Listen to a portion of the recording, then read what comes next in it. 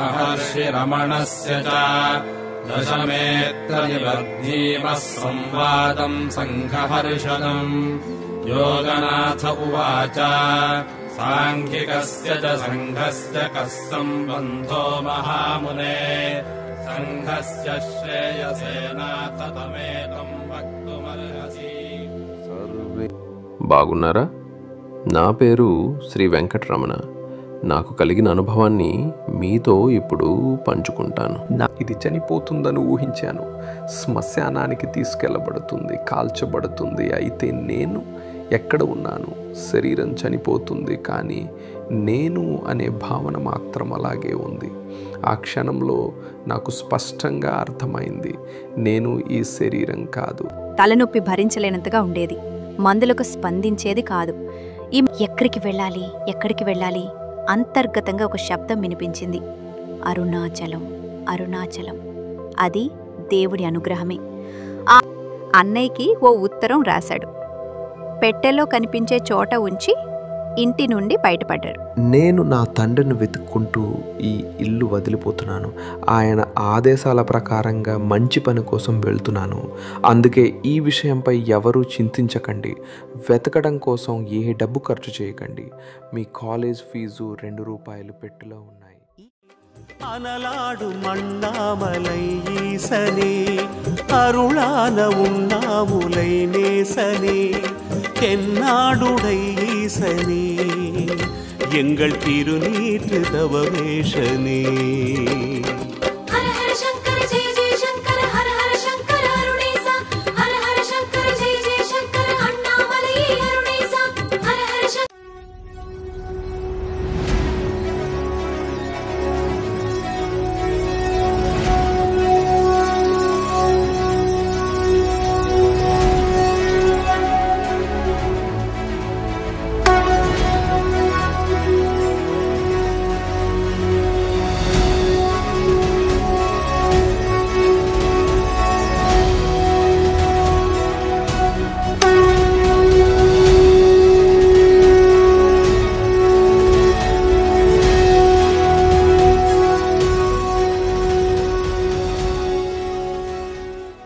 Venkatramana.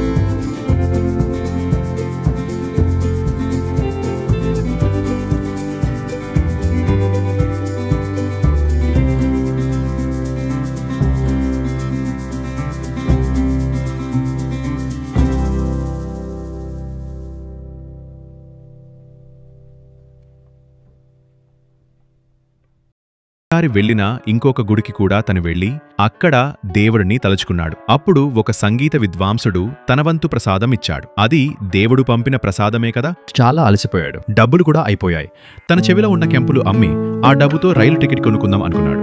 అప్పుడే ఒక బ్రాహ్మణునింటి ముందు ఆగి అన్నం అడిగాడు. ఆ ఇంటి యజమాని ఆయన చెల్లి వెంకటరామణను చూసి, నువ్వు సాక్షాత్తు కృష్ణుడివే అనుకున్నారు. వెంటనే అన్నం వండి పెట్టారు. అంతేకాదు తన ప్రయాణానికి అవసరమైన 4 రూపాయలు కూడా ఇచ్చారు. వెంకటరామన్ వారికి ధన్యవాదాలు చెప్పి రైల్వే స్టేషన్కి వెళ్లాడు. రైలు తెల్లవారుజాము వరకు రాదని తెలిసి అక్కడే పడుకున్నాడు. రైలు రాగానే ఎక్కి అరుణాచలానికి బయలుదేరాడు. అరుణాచలం అంటే సాక్షాత్తు పరమేశ్వరుడి నివాసం కదా.